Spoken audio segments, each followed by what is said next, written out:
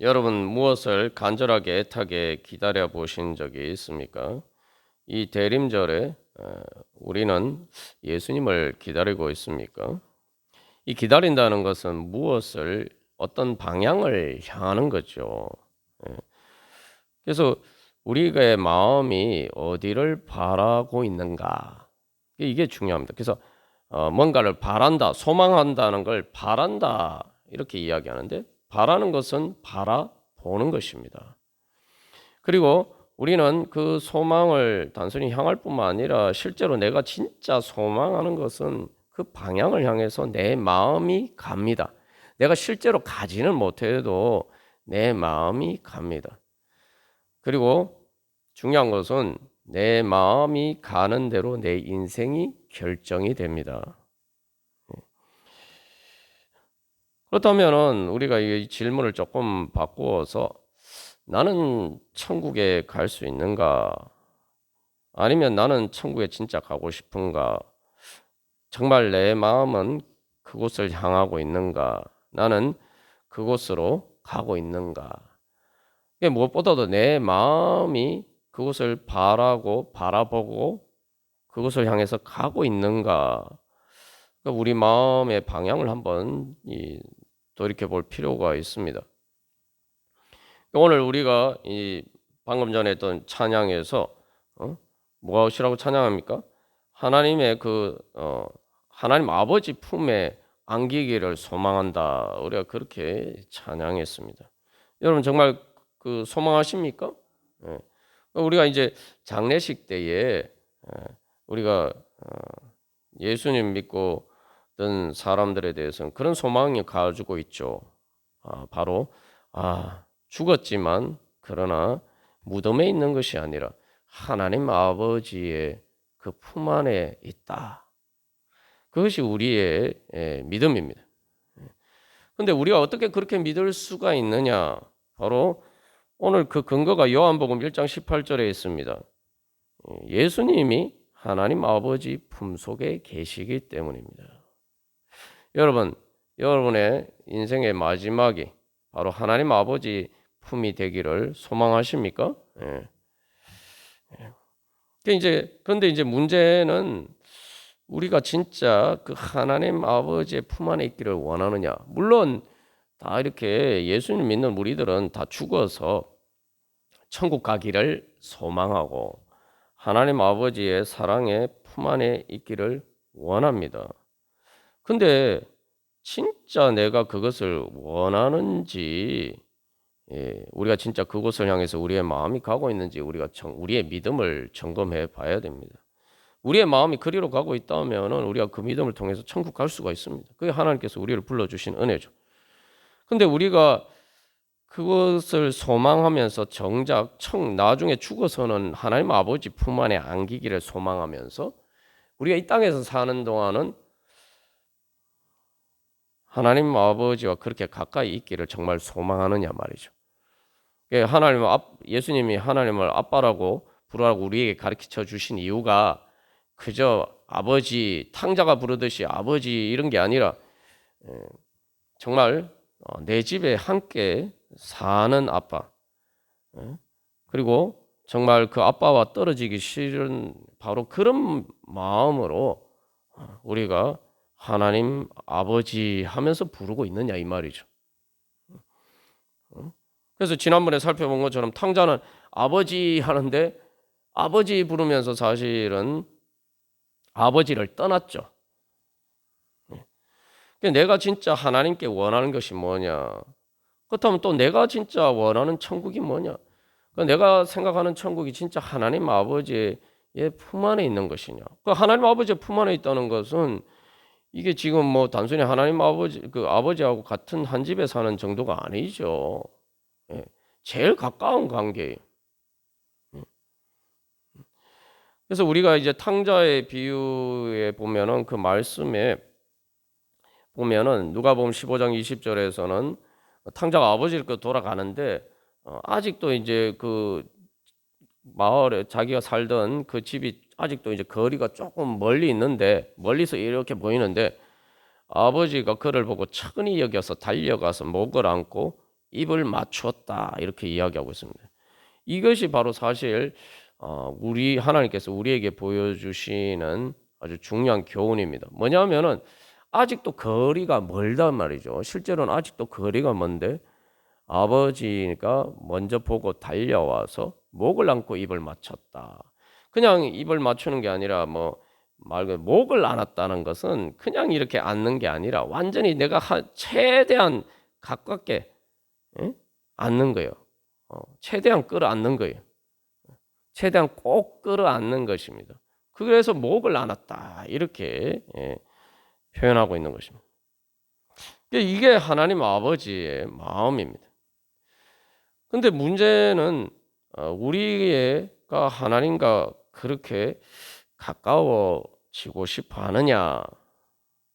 정말 내 마음이 하나님 아버지께서 나를 정말 목을 안고 입을 맞춘 바로 그런 탕자의 아버지와 같은 하나님 아버지의 마음처럼 나도 하나님을 과 그렇게 가까워지고 싶어 하느냐? 이게 문제입니다. 그래서 우리가 하나님의 은혜를 제대로 못 받는 이유는 내가 정말 하나님을 소망하고 천국을 소망하지만 그래서 내가 죽어서 하나님 아버지의 사랑의 품에 안기기를 소망하지만 정작 내가 이 땅에 살면서는 하나님 아버지하고 그렇게 가까이 지내기를 원하지 않는다 이 말이죠. 그리고 내가 그만큼 하나님 아버지께 가까이 나가지 않는단 말이죠.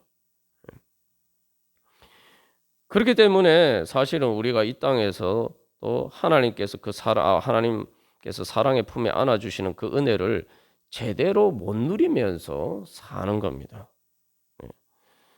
하나님께 문제가 있느냐? 그건 내한테 문제가 있느냐? 여기서 소망은 바로 나한테 문제가 있다는 거예요. 여러분 회개는 진짜 기쁜 소식입니다. 내가 아무리 회개하고 하나님께 가까이 나아가도 하나님이 나를 안 받아주신다 이러면은 이건 진짜 방법이 없죠. 그런데 문제가 나에게 있다 이러면은 이건 진짜 소망이에요. 왜냐하면은 하나님은 언제든지 받아주시고 그러니까 내 마음만 바꾸고면 되니까. 그리고 내 문제도 주님 앞에 가지고 나면 주님께서 해결해 주시니까. 나한테 문제가 있다. 하나님께 문제가 있는 것이 아니라 나한테 문제가 있다. 하나님이 나한테 멀리 계신 게 아니라 내가 주님께 가까이 가지 않아서 문제다. 이렇게 생각하면 이거야말로 진짜 복음이에요. 사람들이 그걸 잘 깨달아 알지 못하니까 자꾸 내가 하나님과 멀리 있다는 걸 자꾸 인정하기 싫어요.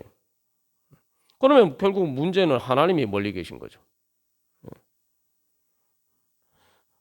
근데 우리가 이 말씀을 통해서 우리 자신이 깨달아 알아야 되는 내가 하나님과 뭐가 문제가 얼마나 거리가 있느냐. 탕자의 형이 그렇죠. 사실은 우리는 이제 대부분 탕자라기보다 이제 탕자의 형과 같은 위치에 있을 때가 많습니다. 자기는 아버지하고 가깝다고 생각해요. 자기는 탕자하고 다르다고 생각했어요. 그런데 결정적인 순간이 닥치니까 어떻게 됩니까? 집에 안 들어가려고 하죠. 아버지는 들어가자 얘기하는데 자기가 스스로 거부한다 이 말이죠. 그러니까 그런 부분이 우리 안에 어떤 부분이 있는지 우리가 깨달아 알아야 됩니다.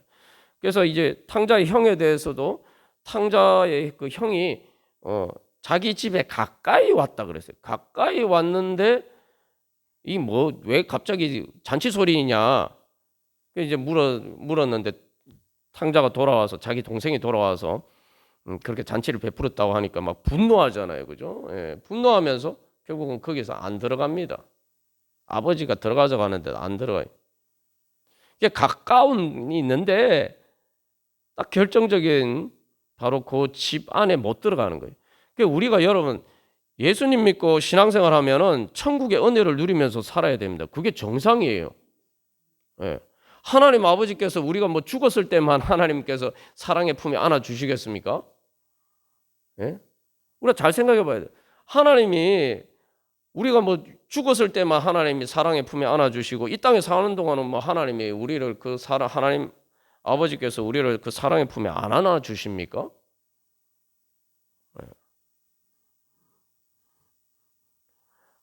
그리고 여기서 다시 한번 우리가 깨달아 알아야 되는 게 아니 지금 내가 삶에 여러 가지 문제들이 있어서 하나님이 멀리 계신 것처럼 느낀다.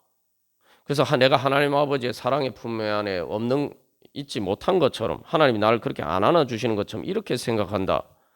그러면은 여러분 죽어서 저기 하나님 아버지의 사랑의 품에 안길 것이라고 어떻게 믿습니까? 우리가 이 땅에서 아무리 힘들어도 죽는 순간만큼 힘듭니까? 내가 죽는 순간에는 내가 가진 모든 것을 다 잃어버려요. 예? 재산은 말할 것도 없고 건강 정도가 아니에요. 내 육신조차도 잃어버립니다. 말 그대로 아무것도 없이 다 잃어버려요. 그거보다 더 큰 환난이 어디 있습니까? 그런데 그 큰 환난에서도 하나님 아버지께서 나를 그 사랑의 품에 안아주신다. 그거 믿는 게 예수 믿고 천국 간다는 거 믿는 거 아닙니까? 그러면은 아니 이 땅에 사는 동안은 하나님께서 그렇게 나를 안 안아주시는 겁니까? 여기서 이제 문제는 그래서 내가 아직도 하나님 아버지의 사랑에 대해서 제대로 인지하지 못한다. 하나님이 나를 사랑의 품 안에 안 안아주시는 것이 아니라 내가 영적인 눈이 어두워서 못 본다. 우리 이런 관점에서 접근해야 돼요. 왜 그럼 못 보느냐? 내 마음이 하나님과 멀기 때문이에요. 우리가 예전에도 나누었으면 어린 아기들은 갓 태어난 아기들은 시력이 약해서 20-30cm 앞도 제대로 못 봐요. 그러니까 20-30cm 앞에 있는 정도만 볼 수 있는데 그나마 그것도 희미하게 보인다고 합니다. 그러니까 이해가 되죠. 왜 애들이 우는지. 갓 태어난 갓난아기가 왜 우는지. 엄마 아빠가 아무리 달래줘도 지금 자기 눈에는 마치 안개 속에 있는 것처럼 그렇단 말이죠.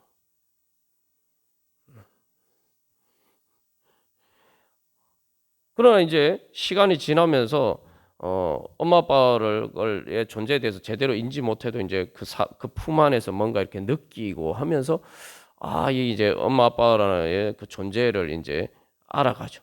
그러면서 점점 이제 쓸데없는 걱정과 근심과 염려가 사라지고 점점 엄마 품 안에서 평안하게 잘 수 있게 됩니다. 그러니까 우리도 마찬가지. 내가 하나님과 마음이 멀다는 것은 내가 그만큼 하나님이 나한테 모신 것이 아니라 내 마음의 눈이 어두워서 아주 가까운 데 계신 하나님도 내가 보지 못하는 거예요. 그래서 여러분 이게 신앙생활이 그래서 중요합니다. 신앙생활하면서 내가 탐전 주님 앞에 나가서 내 영적인 눈이 뜨여져야 돼요. 영적인 눈이 뜨여져서 바로 나와 함께 계신 그 예수님을 만나야 돼요. 그 예수님이 점점 크게 보여야 됩니다. 그게 바로 우리의 신앙생활입니다. 그래서 우리가 이 땅에 살면서 사실은 하나님 아버지의 사랑의 품 안에 있다면 내가 늘 행복해야 될 거 아닙니까? 사도 바울이 이야기한 것처럼 항상 기뻐하라, 범사에 감사하라 이렇게 이야기한 것처럼 그게 정상인 거예요. 그게 정상인 거예요. 여러분 어린애들이 보면은 엄마 품에 있는데 무슨 걱정합니까? 뭐 전쟁이 날까봐, 오늘 환율이 어떻게 될까봐, 뭐 경제가 어떻게 될까봐, 어떻게 먹고 살까봐, 뭐 그런 걱정합니까 애들이? 그런 문제들이 없는 거 아니에요. 그런데 문제는 엄마 품에 있기 때문에 아이들은 뭐 그런 걱정을 할 필요가 없는 거죠.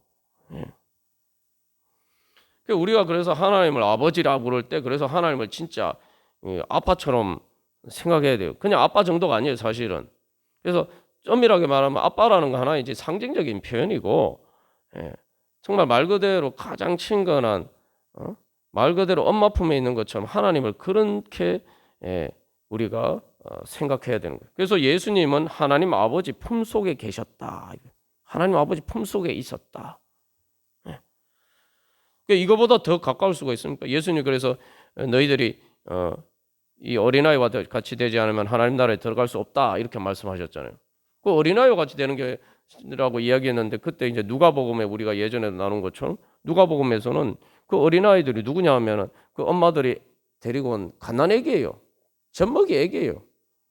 그 예수님이 너희들이 이 아이와 같이 이렇게 너희가 어린아이가 되지 않으면 이 아이들과 같이 하나님 나라를 받아들이지 않으면은 하나님 나라에 들어갈 수 없다 이렇게 말씀하셨는데 말 그대로 그건 무슨 말입니까?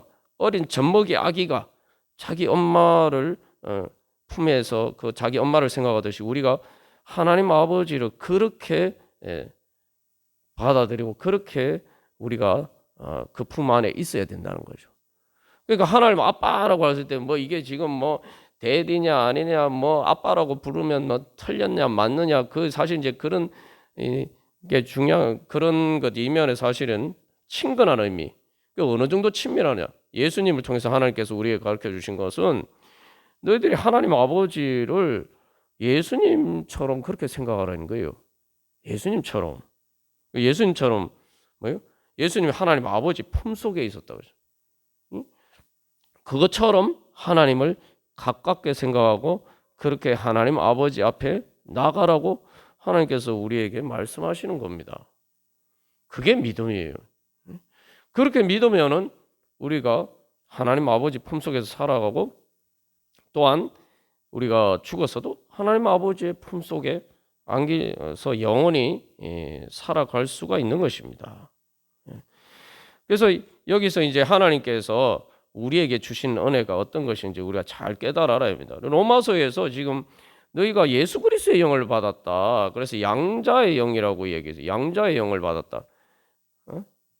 이 양자의 영을 받아서 이제 성령님의 인도하심을 따라서 우리의 영으로 하나님을 아빠 아버지라고 부르짖고 성령님의 인도하심을 따라 가야 된다. 이제 그렇게 이야기하고 있지 않습니까? 근데 그 양자의 영을 받아서 하나님 아빠 아버지라고 부르신다는 것이 무슨 의미인지 우리가 제대로 알고 하나님을 불러야 돼요. 그 예수님만 이제 특별히 하나님 아빠라고 부르셨다. 우리가 이걸 이제 지난번에 나누었죠. 근데 그거는 사실은 우리가 그냥 아버지 하지 않고 아빠라고 부르는 것보다 사실은 더 가까운 거예요. 왜냐하면 유대인들은 하나님 보고 아버지 아빠라고 부르지도 않았기 때문이죠. 그래서 어느 정도 가깝게 생각하라는 거냐면 한마디로 말하면은 예수님처럼 하나님 아빠 아버지라고 부르짖으라는 것은 바로 예수님처럼 그렇게 하나님과 관계를 가깝게 생각해야 된다는 거예요. 그래서 그 하나님 그럼 예수님은 도대체 어느 정도 가까우신 겁니까?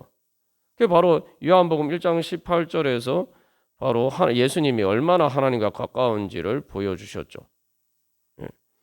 하나님 아버지의 품속에 있다는 것은 이 요한복음 1장 1절에서 태초에 말씀이 계시는 이 말씀이 하나님과 함께 계셨다.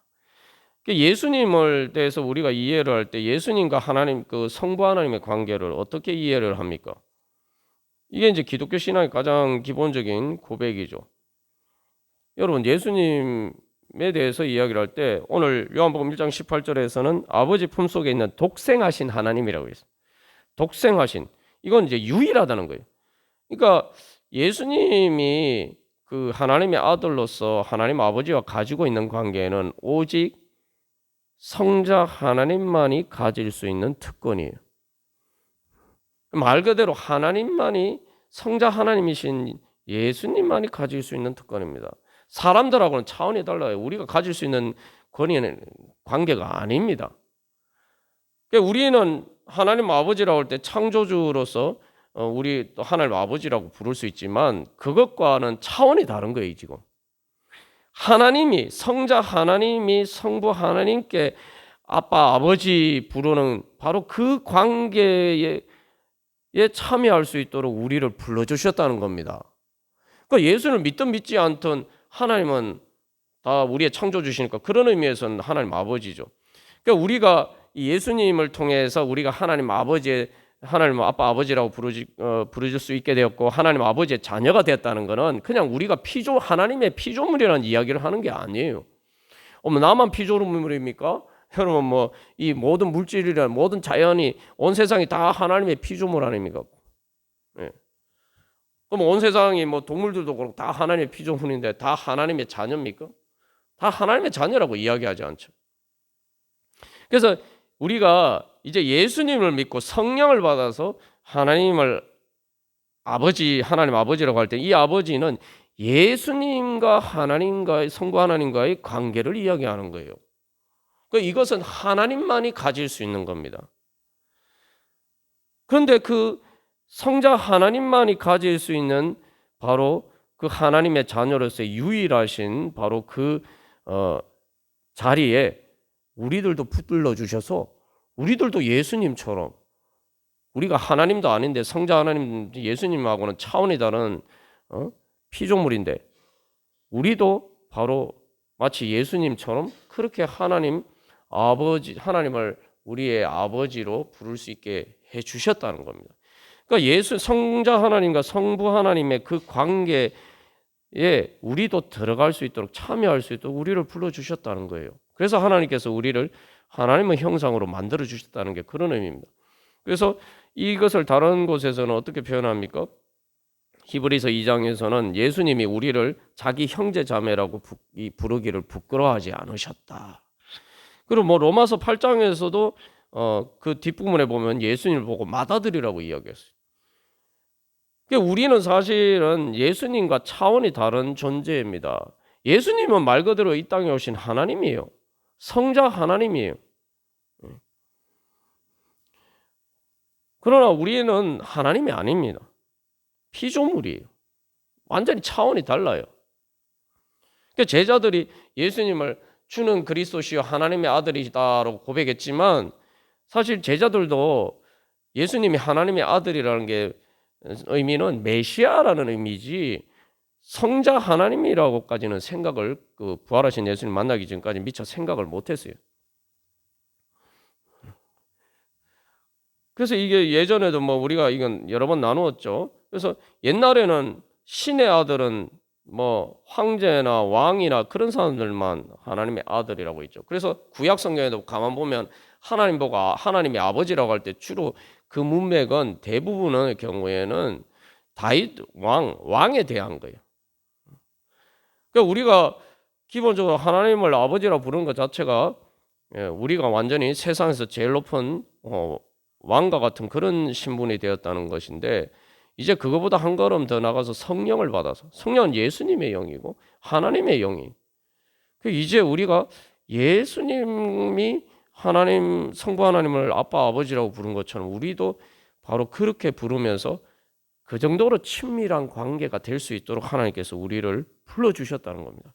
그 예수님을 통해서 입양하셨다는 의미가 바로 그거죠. 그래서 이 로마서 8장에서 우리가 양자의 영을 받았다는 건 바로 그런 의미예요. 우리는 독생하신, 그러니까 나는 독생하신 하나님이 아니에요. 뭐 통일교에서 뭐 자기는 독생녀다 뭐 이런 얘기를 하는데, 우리는 그런 존재가 아니에요. 그런 존재가 아닌데도 하나님께서 그런 존재인 것처럼 우리를 불러주셨다는 겁니다. 그래서 세상에서 하나님 아버지보다, 예수님보다, 성령 하나님보다 우리를 더 귀하게 그렇게 불러주신 분이 없습니다. 이걸 알면은 정말 감사하고 찬양하면서 하나님께 영광 돌릴 수밖에 없는 거죠. 그게 하나님께서 우리를 그렇게 가깝게 불러주셨어요. 하나님 말 그대로 하나님 아버지의 품 안으로 불러주셨어요. 근데 이게 진짜 하나님의 뜻입니다. 하나님의 뜻이. 그래서 이 하나님 아버지의 품으로 불러주셨다. 하나님 아버지, 이것은 하나님 아버지 사랑의 품으로 불러주셨다는 의미인데, 그래서 실제로 하나님 아버지의 품 안에 있다는 것은 하나님 아버지의 품을 향한다, 그런 의미도 가지고 있어요.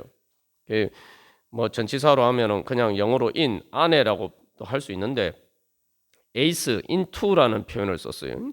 into라는 게 뭐 in이라는 의미도 됩니다만 특별히 여기는 방향성을 강조하는 겁니다.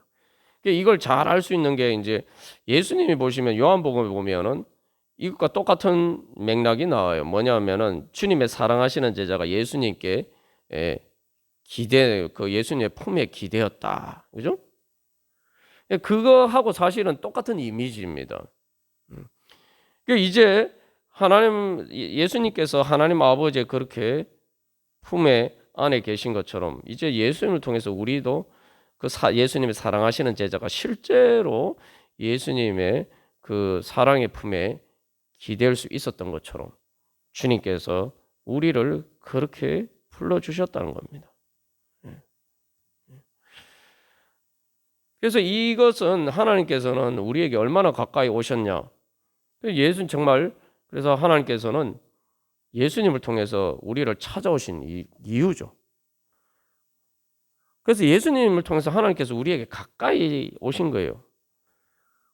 말 그대로 나사렛 예수로 오시고 또 우리의 그런 모든 고달픈 삶에 우리와 함께 하시기 위해서 우리를 찾아오셨고 그리고 심지어 무덤까지 우리를 함께 하셔서 찾아오셨어요. 여러분 우리가 이제 예수님의 십자가는 잘 알고 믿는데 여러분 그 예수님의 십자가 사건을 믿는다는 것은 내가 가장 힘든 순간에도 예수님을 통해서 성령님을 통해서 하나님 아버지께서 나와 함께 계신다는 걸 믿는 겁니다. 그래서 예수님이 우리가 믿을 때 뭐라고 하면 예수님이 우리를 대신해서 내가 당해야 될 그런 고통에 예수님께서 그 고통을 지셨다. 그래서 예수님 십자가 지셨다. 우리가 잘 알고 믿지 않습니까? 그게 실제로 우리에게 의미하는 바를 우리가 잘 붙잡아야 돼요. 내가 그렇게 고통스러울 때 바로 아무도 내 옆에 없을 때 예수님은 그곳에 함께 계신다는 거예요. 심지어 무덤에도 내가 죽어서 내가 무덤에 묻힐 바로 그때에도 주님께서 나와 함께 계시고 그곳에서 부활의 문을 열어주시고 천국의 문을 열어주신다는 거예요. 내가 지옥의 고통 가운데 있을 때도 예수님이 바로 그곳에 함께 계신다는 겁니다. 여기서 우리가 또 기억해야 할 것은 예수님이 그냥 함께 계시는 정도가 아니에요. 예수님이 우리보다 먼저 그 길을 가셨어요. 그러니까 내가 인생에 살면서 힘들고 고통스러운 그래서 마지막에 우리의 인생이 결국은 나이 들면 몸이 힘들잖아요. 몸만 힘듭니까? 젊어서는 사실 삶의 여러 가지 문제 때문에 힘들었는데 이게 나이가 들면 이제 몸도 힘들어요. 그러고 결국은 이제 우리가 죽게 되는데 예수님께서 바로 내가 가야 될 그 모든 고통의 자리, 죽음과 무덤까지 내려가는 그 자리에 예수님께서 먼저 가셨다는 거예요. 내가 그 고통을 당하기 전에 예수님께서 먼저 가셨다는 거예요. 그게 뭘 의미합니까? 예수님께서 먼저 가서 기다리고 계신다.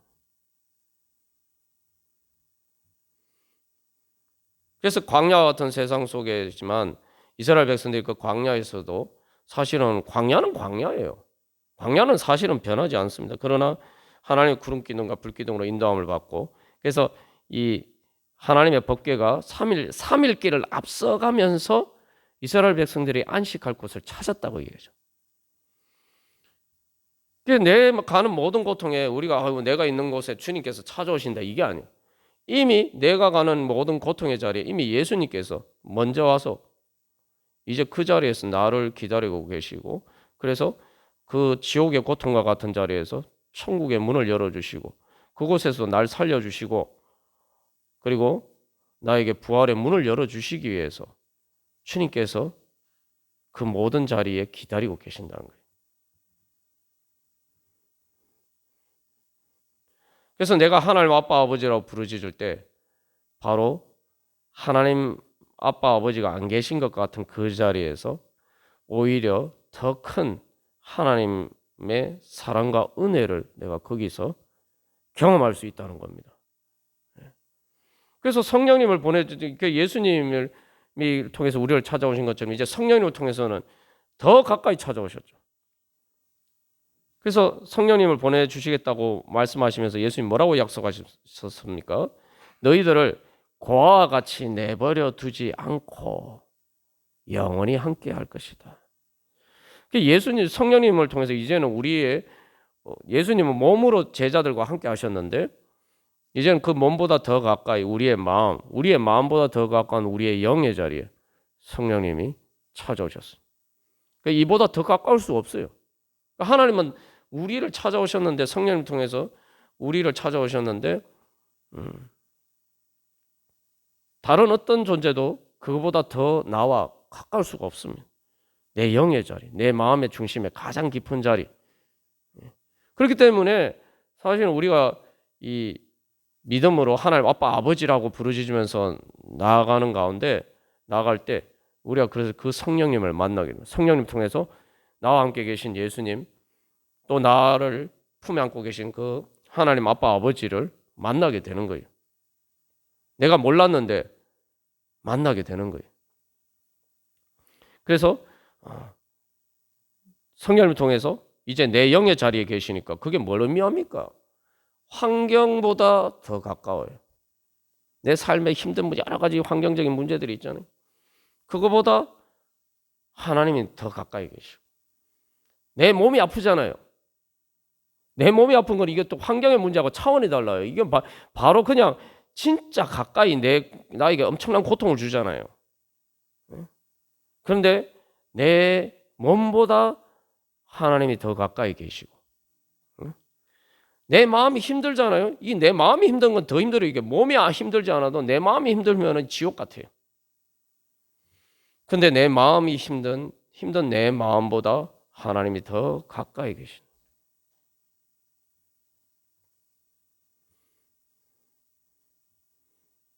날 사랑하시는 하나님의 그 사랑이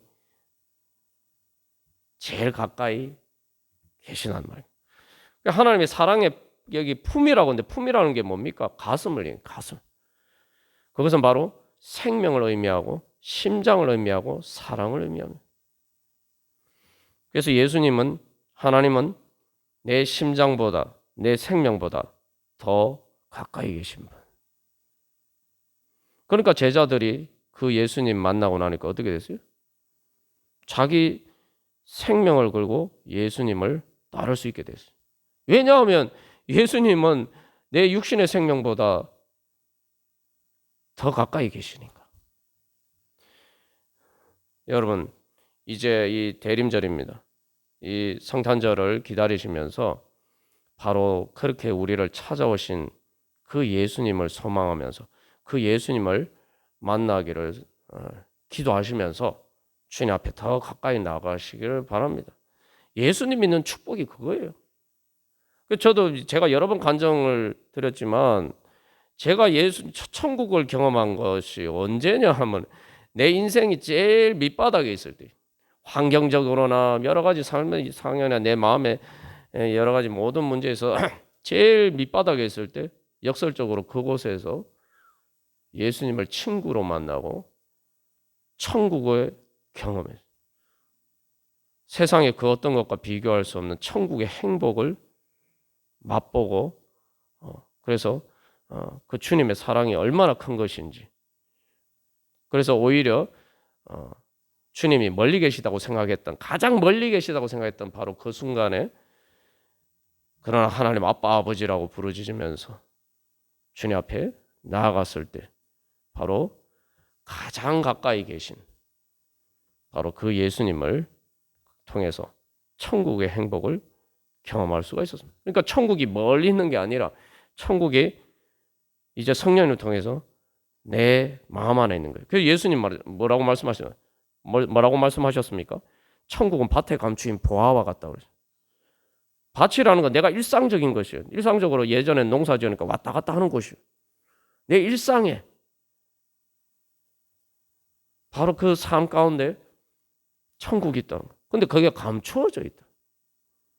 우리가 하나님 아빠 아버지라고 부르짖으면서 여러분 바로 그 천국, 하나님께서 이미 여러분들의 성령님을 통해서 여러분 마음에 두신 성령 하나님을 통해서 바로 그 천국을 경험하시기를 바랍니다. 그것을 소망하시고 이제 주님께 가까이 한 걸음 한 걸음 나아가시는 그런 은혜의 대림절 기간이 되기를 간절히 소망합니다. 우리 한 주간 기도문 같이 교독하고 같이 기도하겠습니다. 1번 제가 먼저 읽도록 하겠습니다. 예수님의 천국 가게 하소서. 그 천국을 향해 인생길을 걸어가게 하소서.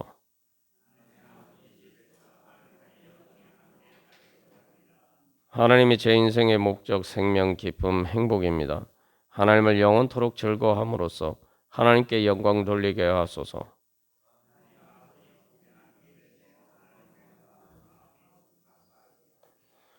영으로 같이 읽겠습니다. 영으로 마음의 중심으로 하나님을 소망하고 사랑하고 즐거워하며 따라가게 하소서. 아멘. 우리 이 시간 성령님의 인도하심을 따라 하나님 아빠 아버지 여러분 크게 부르짖으시고 주님 그렇게 가까이 계신 말 그대로 성자 하나님이 성부 하나님 만나신 것처럼 그렇게 하나님 아버지의 품 안에 계신 것처럼 바로 그러한 하나님 아빠 아버지 만나기를 소망합니다. 우리 그런 소망을 가지고 주님 앞에 나아가도록 하겠습니다. 하나님 아빠 아버지